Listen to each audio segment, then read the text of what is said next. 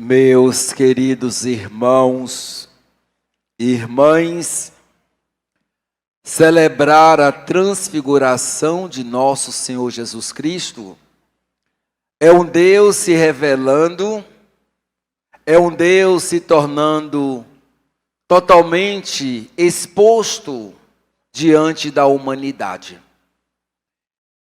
E um Deus que foi capaz de transformar todos os tempos, todas as coisas foram transformadas por este Deus. Então, quando a gente escuta a segunda leitura, 2 Pedro, não é? Ele disse: carisma não foi segundo fábula habilmente inventadas, que vos damos a conhecer o poder e a vinda de nosso Senhor Jesus Cristo, mas sim por termos sido testemunhas oculares de sua majestade. Ou seja, meus irmãos, a história de Jesus não é uma fábula, não é uma grande mentira que um dia o homem inventou para submeter outros homens. E a primeira prova disso é quando a gente olha o nosso Deus. Não existe na história nenhum Deus que se tornou semelhante aos homens. Um Deus que se despiu da sua divindade e assumiu a nossa humanidade em tudo, exceto o pecado. Um Deus que chegou tão próximo de nós, para sentir na tua própria carne as dores do mundo e na sua própria alma as dores, não é? Que muitas vezes nós colocamos no nosso coração e no coração do outro através da nossa indiferença, do nosso egoísmo, da nossa inveja, a ponto de ferir o outro e feri-lo de morte. Olhe para a cruz. Não existe nenhum Deus na história tão semelhante ao nosso Deus. Um Deus que se faz homem e por fim se torna alimento para sustentar a nossa fome e a nossa sede, para permanecermos de pé, meus irmãos, diante das perdas que o mundo nos oferece, não é? A morte de um filho, de uma filha, a morte de um esposo e de uma esposa, a morte de um filho, uma mãe que sente seu filho morrer em seus braços, sem poder fazer muitas coisas. Nós só ficamos de pé porque existe uma força chamada Deus, que se materializou em Jesus Cristo para nos mostrar que a história de Cristo não é uma invenção humana, não poderia ser. Como pode, não é? Uma história humana caminhar até Portugal, a quantidade de jovens, mais de 1,5 milhão de jovens, não foram em busca do Papa, não foram em busca de viajar para o exterior, eles foram em busca dessa energia, desta força que nos sustenta, que chama Jesus Cristo. Por isso, meus irmãos, quando Pedro diz, não é? Nós somos testemunha de Cristo. E como ser testemunha se nós não o conhecemos? São Paulo se tornou discípulo de Cristo sem nunca ter estado com ele na sua vida terrena, a não ser da sua experiência pessoal. E aí, meus irmãos, a gente entende que na hora que eu fizer o meu encontro pessoal com Jesus Cristo, eu posso dizer, eu sou testemunha de Cristo, não é porque o Padre Newton fala, não é porque o ministro fala, porque o pastor fala, eu sou testemunha de Cristo, porque eu conheço Cristo face a face ao longo da minha vida. Esse Cristo que muitas vezes apresenta na vida de vocês e da minha vida, através da alegria, mas muitas vezes através da dor, não é? No leito de morte, no desengano de um médico dizendo que você não vai mais viver, no momento que o emprego já não tem mais, que a dificuldade financeira entra na nossa casa e que nós não temos mais a quem recorrer, é Ele que nos levanta do chão, nos tira da lama e nos coloca de pé de novo. É o Cristo, meus irmãos, que está na nossa vida, quando nós estamos percebendo que a falência está chegando no nosso negócio, que as coisas não vão do jeito que eu quero, e que não tira de minha vida, e não deixa eu tirar minha vida, não pode ter outro nome a não ser Jesus, o Filho de Deus. E quando nós o conhecemos, a nossa vida muda, a nossa história se transforma. Quando São Paulo diz, não é? Chegou a tal conhecimento com Jesus que disse: já não sou eu quem vivo, é Ele que vive em mim. E Cristo vive em mim quando eu tenho duas atitudes. Quando eu sou capaz de orar, eu sou capaz de amar. Os dois elementos que faz o ser humano ser feliz, como diz São João Maria Vianney, em uma das suas cartas. Esse Deus que é contraditório muitas vezes aos olhos humanos. Quando a gente lê essa Sagrada Escritura, que a gente vê um Pedro, uma pedra de tropeço, se tornar o chefe da igreja. Que Deus é esse? É Ele nos dizendo, a mim e a vocês, que pau que nasce torto, Ele conserta assim. O homem disse que morre torto, mas Cristo conserta quantas vezes Ele quiser. É Cristo dizendo, não desista do outro, mãe, pai, não desista dos vossos filhos, por pior que eles sejam. Porque quando nós entregamos ao Senhor da vida, não tem pau torto que não se endireita. É só a gente crer, acreditar e confiar. Esse Cristo, não é? Contraditório, que pegou São João Maria Vianney, um homem limitado intelectual, que a igreja não queria ordená-lo, porque aos olhos dos homens ele era burro.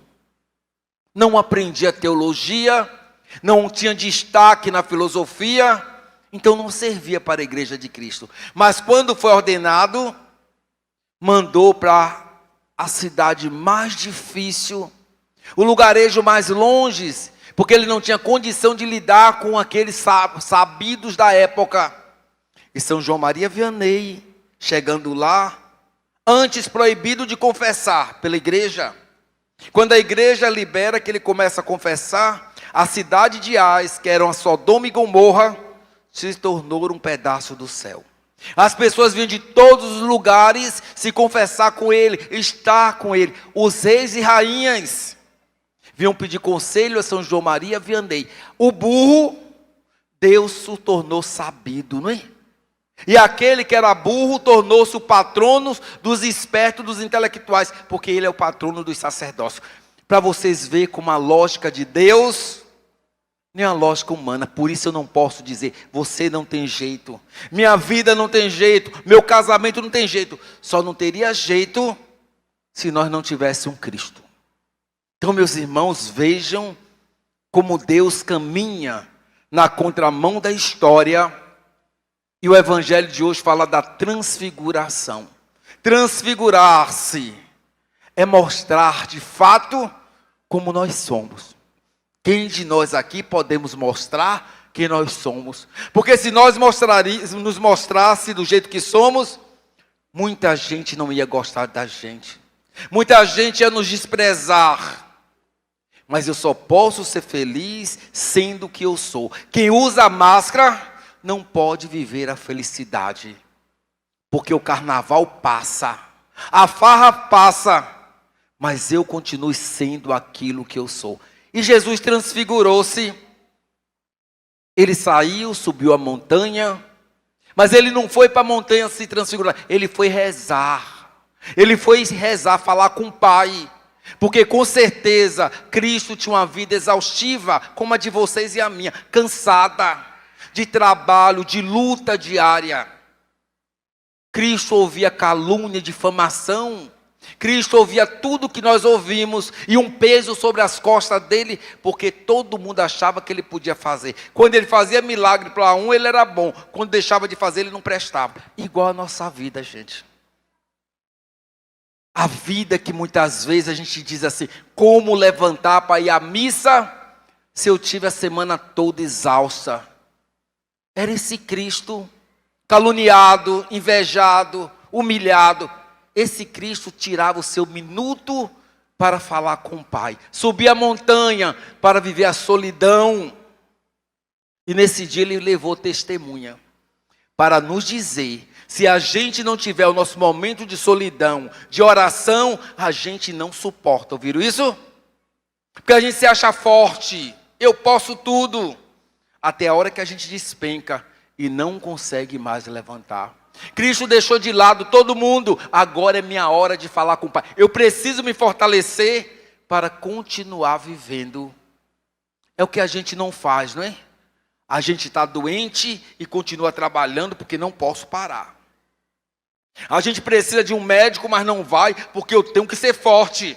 Aí quando a doença bate, a gente despenca e não levanta mais. Assim é a oração, né? A oração me sustenta, me deixa de pé, para que eu continue falando de Cristo, não de mim. Para que eu possa pregar o evangelho de nosso Senhor Jesus Cristo, não o evangelho do Padre Nilton. Para que você possa, na sua família, continuar com os olhos fixos em Cristo e não permitir, por falta de oração, a destruição do lar. Um homem que vive a vida inteira, uma mulher, 20 anos de casado, agora um olha para cada outro, você não me serve mais. Que conversa é essa? E sabe por que isso aqui acontece? A gente não reza mais. Quando nós rezamos, é a Ave Maria cheia de graça, ou caminhando, porque eu tenho que fazer exercício, mas eu não paro um minuto, não é? Para sentar, me concentrar. Por acaso um médico faz cirurgia andando, correndo, ele para antes da cirurgia, se concentra, vê a meta, e aí ele vai fazer a cirurgia com segurança, né? Eu sei aonde eu vou cortar. É isso que está faltando na vida da gente, meus irmãos. É a gente parar, nem que saiba 10 minutos para mim. Não é para filho, não é para marido. Eu vou sentar e vou escutar Cristo, mesmo que Ele não me fale nada. Mesmo que eu não consiga escutá-lo, eu vou silenciar minha alma. Foi isso que Jesus fazia. E quando Ele está lá, o que é que acontece? De repente aparece Elias e Moisés. A humanidade dizendo, este homem não é só homem. E de repente aparece uma sombra sobre ele. Onde é que a gente encontra uma sombra que fala nas Sagradas Escrituras? Quando o anjo anuncia a Maria, que ela pergunta, como é que eu vou parir se não conheço o homem? O que é que diz o anjo? Uma sombra. E qual é o nome dessa sombra? Espírito Santo. Naquele momento, o Espírito Santo aparece sobre Jesus Cristo. E de lá saiu uma palavra, um pai que diz, este é meu filho amado, aquele que eu coloquei o meu bem-querer. Este é meu filho amado. E ele termina dizendo, escutai o que ele disse. Nós estamos ouvindo muitas coisas nessa igreja, né? Uma criança que corre, uma pessoa que se coça, o barulho do ar-condicionado. Mas a gente está ouvindo, não estamos escutando. Porque a gente só escuta aquilo que é importante para a vida da gente, não é assim? Aquilo que modifica a minha vida, eu escuto. Se nós escutássemos o que Jesus diz, nós teríamos tanta separação, meus irmãos. Nós teríamos tanta gente depressiva. Nós teríamos um Brasil com tanto grão e tanta fome, teríamos, se nós escutássemos o que Jesus disse. Nós teríamos ódio de alguém no coração? Nós brigaríamos por causa de herança, se tornava uma família inteira inimiga, por causa de um bem que passa, que ninguém vai levar para lugar nenhum. Teria isso? Se nós escutássemos, como o pai diz, escutai o meu filho.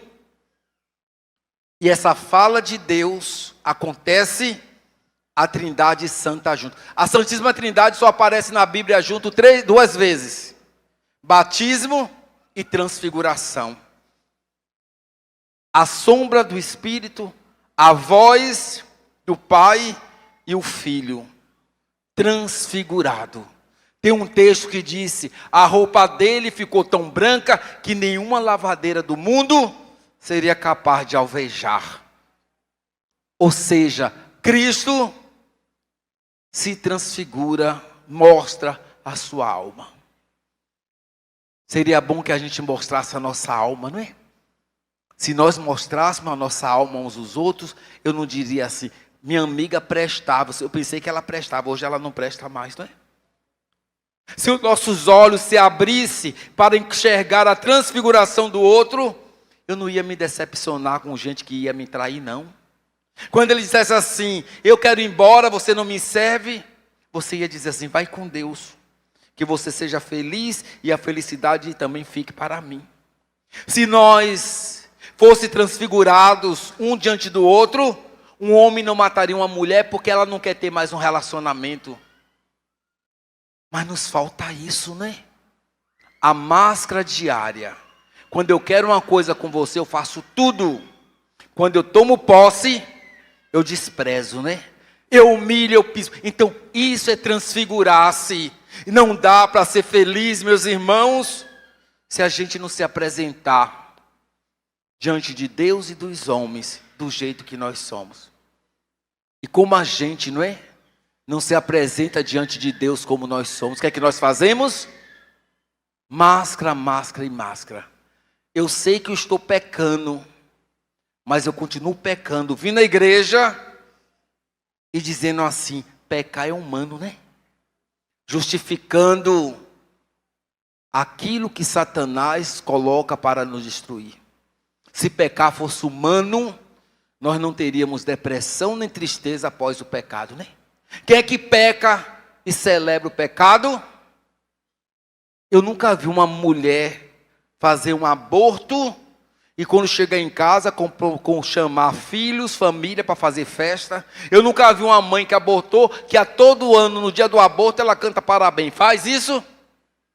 Pelo contrário, ela carrega no coração uma chaga que só Jesus Cristo é capaz de fechar. Quando o discípulo viu tamanha coisa, jogou a cara por terra. Puf.